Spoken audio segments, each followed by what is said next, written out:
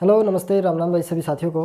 भाई आज मैं आपको कुछ जो नेगेटिव माहौल चल रहा है अभी सीटी के बारे में, ठीक है, और आपके मन में भी चल रहा है क्योंकि कल इंटरव्यू आपने देखा होगा बहुत सारे एडवोकेट्स का, 2-3 एडवोकेट से, और उन्होंने भाई कहीं ना कहीं सच बात बताई है। ठीक है, जो उन्होंने तो वही बात बताएंगे जो उन्होंने अपनी जज के सामने रखी और जो कोर्ट में हुआ उन्होंने अपनी बातें बताई, परंतु उन बातों से बहुत सारे सीटी अभ्यर्थियों के सामने, मेरे जैसे हो या जितने भी हैं, उन सभी के मन में एक नेगेटिव माहौल बना हुआ है। उस नेगेटिव माहौल को मैं थोड़ा सा आपको बताने वाला हूँ किस तरीके से आप दूर करें भाई, और कैसे कैसे कैसे अभी जो माहौल बना हुआ है सीटी का, और एचएससी अब आगे क्या स्टेप करने लेने वाली है। ठीक है, सब कुछ इस वीडियो में बताऊंगा। तो जो चैनल पर नए हैं भाई, चैनल को जरूर सब्सक्राइब कर ले, वीडियो को जरूर लाइक करें।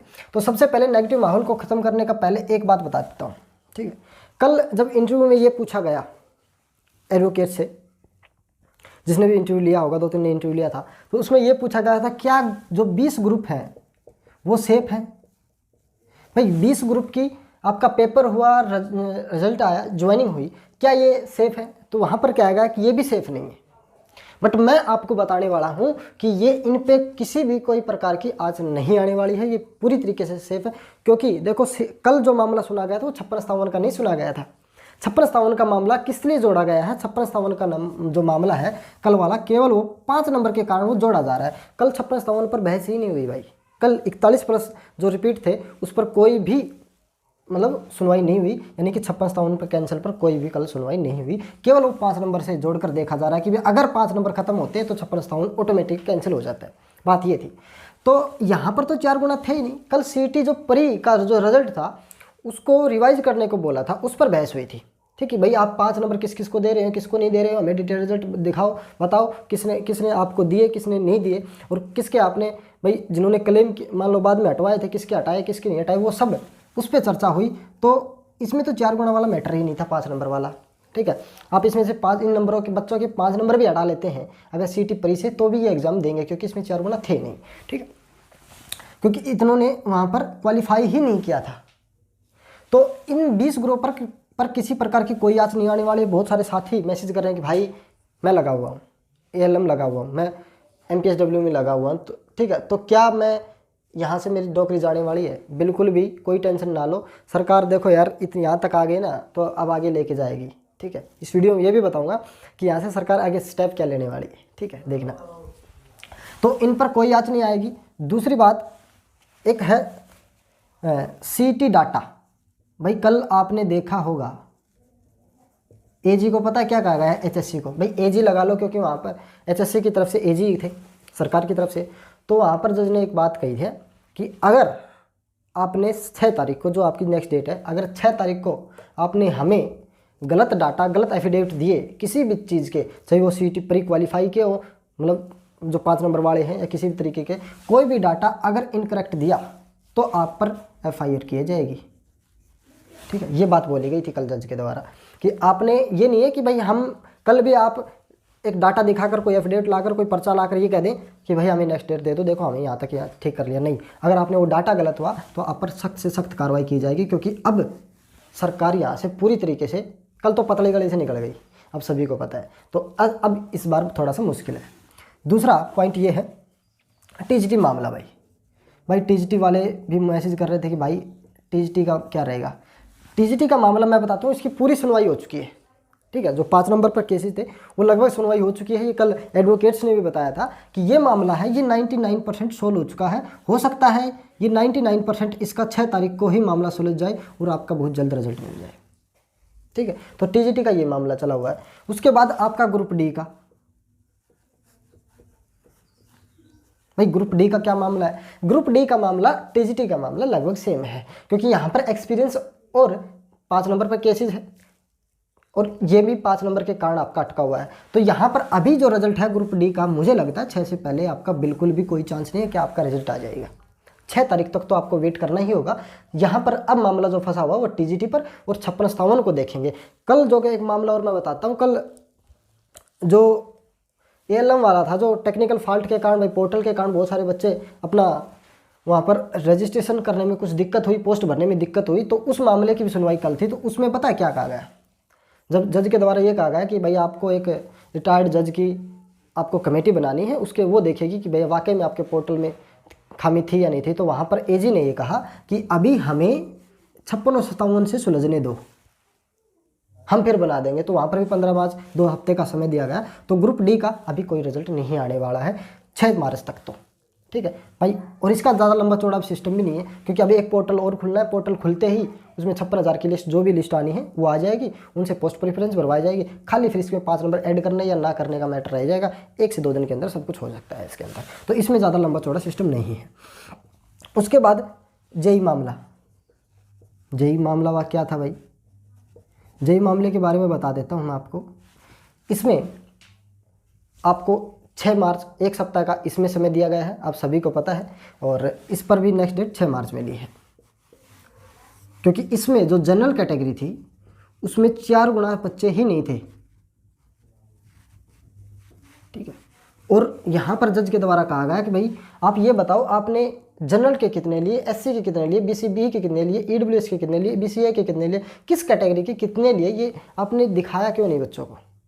भाई पोस्ट के आप 4 गुना ले रहे हैं, तो आपने कौन कौन से बच्चे हैं वो पब्लिक करो। इन्हें क्या पता बच्चों को कभी 2 गुना है 1 गुना है, उसको तो नहीं पता, ठीक है। तो ये उन्होंने ये कहा, तो वहाँ पर सचिव को भाई थोड़ा सा डांट लगी थी, ठीक है। वहाँ पर भी उसको बुलाया गया था उसके बर्ताव के कारण। उसके बाद मैं आपको बात बताता हूँ। एक तो अभी जो क्या करने वाली एचएससी, देखो सबसे मामला बताऊँ सबसे पहले कि अब मामला यहाँ पर कैसे फंसा हुआ है एचएससी के कारण, एचएससी का। क्योंकि पहले जब बच्चे कह रहे थे कि भर्ती कर दो, जल्द से जल्द भर्ती कर दो, क्योंकि हमने हर चीज़ आंदोलन करके, ठीक है, हमने ज्ञापन देके एग्ज़ाम कराए, आंदोलन करके एग्ज़ाम दिलाए, रिजल्ट ऐसे ही निकलवाया, ऐसे ही आंसर की डलवाई, ऐसे ही हर चीज़ करके हमने अपने दम पे करवाई बच्चों ने, कि भाई जब अब आप ज्ञापन दो, फिर उसके बाद आंदोलन करो, जब आपका रिजल्ट आता है, आंसर की आती है, ठीक है, पोस्ट ऐसे ही दूसरा पेपर होता है। तो हर चीज़ किसके कारण हुई? बच्चों के कारण।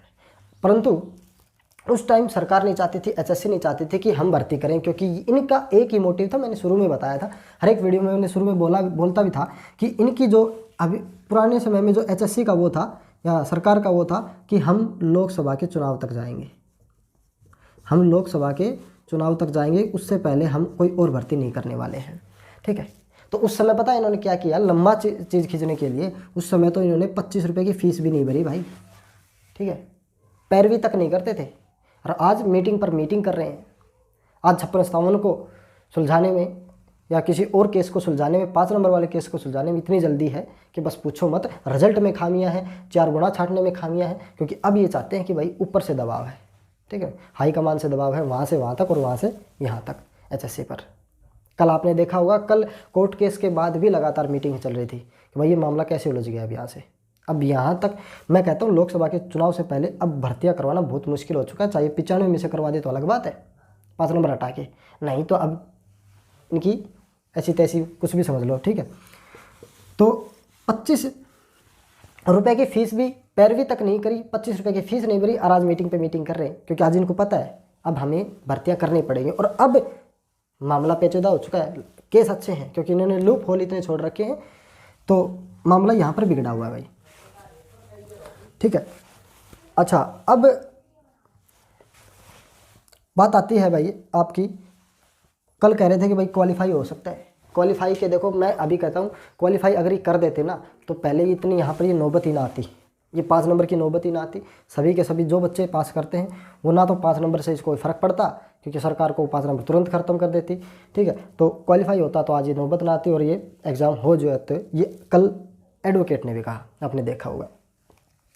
तो बाकी ग्रुप जितने भी बचे हैं, जो बाकी ग्रुप जो ये हैं 20 ग्रुप जो मैंने बता रहा हूँ, इनकी कोई भी किसी प्रकार की बलि नहीं चढ़ने वाली, टेंशन ना लो।